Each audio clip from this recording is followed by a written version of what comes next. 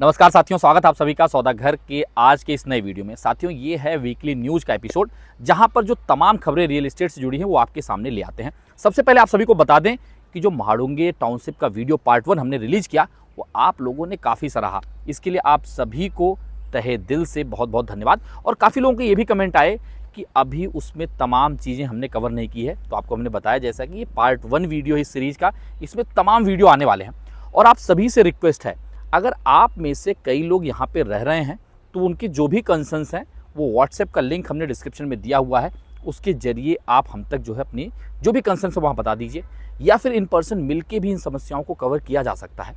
अगर आप इसे डिटेल में हमें बताएंगे तो इस पर ज़्यादा अच्छे तरीके से पब्लिक के सामने सारी चीज़ें लाई जा सकती हैं। अब रही बात कि आने वाले समय पे जो पार्ट इसके आएंगे उसमें जितने भी आपके बचे हैं, जितने इतने सेगमेंट्स हैं वो दिखाएंगे, वहाँ के जो इंटरनल रोड्स हैं वो दिखाएंगे और फ्यूचर में क्या हो सकता है ये सारी जानकारी आपको मिलने वाली है। आइए इस एपिसोड की जो है शुरुआत करते हैं पहली खबर से, जो कि प्रॉपर्टी टैक्स के बारे में है। अगर पीसीएमसी में आप देखें तो यहाँ पे 75,000 से ज़्यादा जो है टैक्स डिफ़ॉल्टर हैं जिन्होंने प्रॉपर्टी टैक्स अभी तक पे नहीं किया है। उनके लिए नोटिस भी जो है पीसीएमसी ने जो है जारी कर दिए हैं। अब एक चीज़ यहाँ से निकल के आता है, आखिर इतने लोग प्रॉपर्टी टैक्स डिफ़ॉल्टर क्यों हो रहे हैं?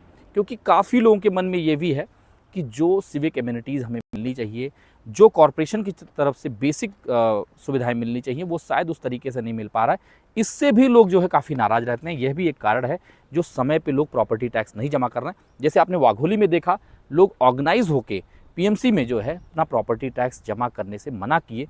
आखिर जब आप हमें उस तरीके से बिजली नहीं प्रोवाइड कर रहे हैं, ना तो पानी दे रहे हैं, ना तो सीवर की जो है सुविधाएँ हैं, तो आखिर आप प्रॉपर्टी टैक्स किस बात के लिए ले रहे हैं? इस पे कॉर्पोरेशन का ये कहना होता है कि जो नए विलेज ऐड हुए हैं वहाँ पे पहले कॉर्पस क्रिएट होता है, उसके बाद जो है चीज़ें एग्जीक्यूट की जाती हैं। आपका इस पे क्या मानना है ये कमेंट करके बताएं। अगले खबर की तरफ बढ़ें तो ये भी प्रॉपर्टी टैक्स से ही जुड़ा हुआ है। पीएमसी में प्रॉपर्टी टैक्स को लेकर जो डिस्काउंट की बात चल रही है, जहाँ पे 40% आपको ऑफर किया जाता है, वहाँ पे अभी भी 1,81,000 लोग ऐसे हैं जिन्होंने 40% ये क्लेम नहीं लिया है। अब इसमें ज़्यादातर लोग जो हैं 70 से 80,000 ऐसे हैं जिनके पास या तो डबल प्रॉपर्टीज़ हैं या फिर उन्होंने अपनी प्रॉपर्टी को खरीद के वहाँ उसे टेनेंट को दिया हुआ है, रेंट पे दिया हुआ है। ऐसी प्रॉपर्टीज़ पे आप 40% का डिस्काउंट प्रॉपर्टी टैक्स पर क्लेम नहीं कर सकते हैं। यानी आप प्रॉपर्टी टैक्स तभी क्लेम कर सकते हैं जब आपका पीएमसी में एक फ्लैट है और आप उसे स्वयं खुद के लिए यूज़ कर रहे हैं, ना कि किसी कॉमर्शियल पर्पज़ के लिए। कॉमर्शियल कहने से पर्पज़ ये है कि अगर आपने उसे रेंट पे दिया हुआ है और आप उससे अर्निंग कर रहे हैं तो आप उस पर प्रॉपर्टी टैक्स का 40% डिस्काउंट क्लेम नहीं कर सकते हैं। तो ये सर्वे किया जाएगा, जो भी ऐसी प्रॉपर्टीज़ हैं जहाँ पे वो एंड यूज हो रहा है वहाँ पे जो है आप उसको क्लेम कर सकते हैं 40% डिस्काउंट के लिए। और सौदा घर ने एक और चीज़ लाई है साथियों, जहाँ पे आपके साथ ये भी चर्चा करने वाले हैं कि जिस भी प्रॉपर्टीज़ में आप रह रहे हैं, जिस भी टाउनशिप पे आप रह रहे हैं, वहाँ के आसपास क्या समस्याएं आप झेल रहे हैं, उस पर्टिकुलर प्रॉपर्टी में क्या समस्याएं झेल रहे हैं। आप इससे जो है हमारे जरिए जुड़ सकते हैं। व्हाट्सएप का लिंक हमने डिस्क्रिप्शन में दिया हुआ है, प्रेस करके आप अपनी समस्या बताइए और कोशिश करें कि हम लोग इन पर्सन मिलकर इन सारी चीज़ों पर चर्चा कर सकें। ये खबर है एजेंट और डेवलपर दोनों के लिए। अब डेवलपर जितने भी नए प्रॉपर्टी को रजिस्ट्रेशन कराने के लिए जाएंगे उसमें उन्हीं एजेंट्स का नाम दे पाएंगे जिन्होंने सीओसी कंप्लीट कर लिया है। यानी जो महारेरा का ट्रेनिंग प्रोग्राम है एजेंट का, उसे कंप्लीट करके उसके एग्ज़ाम को कंप्लीट किया हो, पास किया हो, जिनको सर्टिफिकेट भी सीओसी का मिल चुका हो। अगर जिन्होंने भी सीओसी का सर्टिफिकेट नहीं लिया है, अगर उनके साथ डेवलपर काम करते हैं तो आने वाले समय पर डेवलपर का रजिस्ट्रेशन भी कैंसिल हो सकता है। ये ऑर्डर की जो कॉपी है इसका लिंक भी आपको नीचे दे देंगे, अभी आप स्क्रीन पे भी इसे फ्लैश होता हुआ देख पा रहे हैं। अगले खबर की तरफ बढ़ते हैं और आगे बढ़ने से पहले आप सभी से रिक्वेस्ट है, जैसे आप लोग लगातार सौदा घर के वीडियोज को सराह रहे हैं, इस वीडियो को भी लाइक शेयर करने के साथ साथ सब्सक्राइब कर लें, जिससे हमें प्रोत्साहन मिले और आपको तमाम खबरें। ये खबर है मंत्री डेवलपर, जो कि बैंगलोर में उनका प्रोजेक्ट था, 2019 तक जो है उसका पोजीशन आने वाला था, वो डिले हुआ। तमाम लोग जो है अपेक्स कोर्ट तक गए और वहाँ से जब फैसला आया कि डेवलपर तैयार है पोजीशन देने के लिए, जब कई लोग पोजीशन लेने गए तो यह भी पाया गया कि वहाँ पे अभी ऑक्यूपेंसी सर्टिफिकेट ही रिसीव नहीं हुआ है। तो किस बेस पे पोजीशन दिया जा रहा है? कई लोगों के ओसी आए हुए थे कुछ बिल्डिंग्स के, कुछ के नहीं आए हुए थे।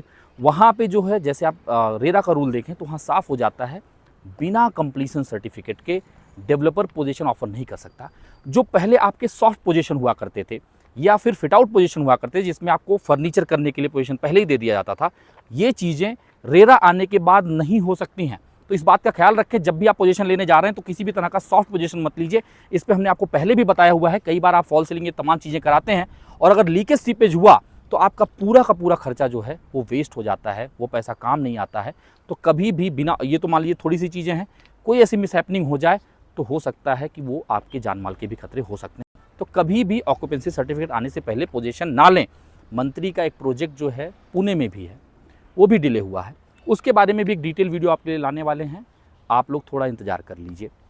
कौन से प्रोजेक्ट पे आप लोग वीडियो देखना चाहते हैं हमें कमेंट करके बताएं। उसके पहले आपके सामने जो है एक आखिरी जो न्यूज़ है वो ये है कि शास्त्री नगर चौक पे येरवड़ा में जो काफ़ी लंबे समय से फ्लाईओवर पेंडिंग था, अब वो बनने जा रहा है, क्योंकि वहाँ पे ASI का रिपोर्ट पेंडिंग था। वहाँ पे आर्कियोलॉजिकल सर्वे ऑफ इंडिया ने ये दिखाया था कि जो मॉन्यूमेंट्स हैं, जो आगा खां पैलेस और उसके आसपास का एरिया है, वो काफ़ी जो है सेंसिटिव है और वहाँ से किसी हैवी जो है डिगिंग के लिए या फिर फ्लाईओवर बनाने के लिए परमिशन लेना मुश्किल था। अब वो पास हो चुका है, यानी अब जो ट्रैफिक की समस्याएं एबिल का जो प्रोजेक्ट है वर्दे, उसके पास जो होती थी, जो एक रास्ता आपको येरवड़ा गांव की तरफ ले जाता था, एक रास्ता सीधे नगर रोड पे आगे जो आपको बंद गार्डन तक ले जाता था, वहाँ पर फ्लाईओवर आखिरकार अब बनना चालू हो जाएगा। तो ये काफ़ी सहूलियत होने वाली है।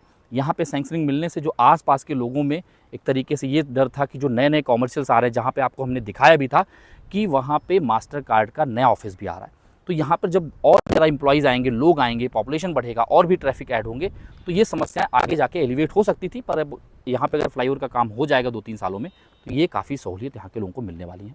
बाकी साथियों, सौदागर जो है क्लीनलीनेस ड्राइव जो है स्टार्ट करने जा रहा है, जहाँ पे हम लोग आपको खबर देंगे कि किस तारीख को जो भी पब्लिक प्लेसेस हैं वहाँ पे हमने विजिट किया, तमाम जो है तरीके से, चाहे वो बॉटल हो, चाहे वो प्लास्टिक के रैपर्स हों, पड़े हैं चारों तरफ। कम से कम जब हम पब्लिक प्लेसेस पे जाएं तो इन चीज़ों से बचें। अगर वहाँ पे कुछ प्लास्टिक के बॉटल्स यूज भी कर रहे हैं तो कृपा करके उसे वहाँ से ले आएँ। यही मुहिम है कि सब में एक जागरूकता लाई जाए कि ऐसी जगहों पे इस तरीके से प्लास्टिक जो है ना फेंके जाएँ, और जो लोग भी फेंकते हुए दिखें उनको ज़रूर टोका जाए, क्योंकि पब्लिक अवेयरनेस होगा तभी चीज़ें सुधरेंगी। आशा करते हैं साथियों आप सभी को सौदागर का प्रयास पसंद आ रहा है। यदि पसंद आ रहा है तो वीडियो को लाइक शेयर करने के साथ साथ अपने चैनल को सब्सक्राइब कर लें। जल्द मिलेंगे एक नए वीडियो के साथ, एक नई इन्फॉर्मेशन के साथ। तब तक के लिए धन्यवाद, नमस्कार।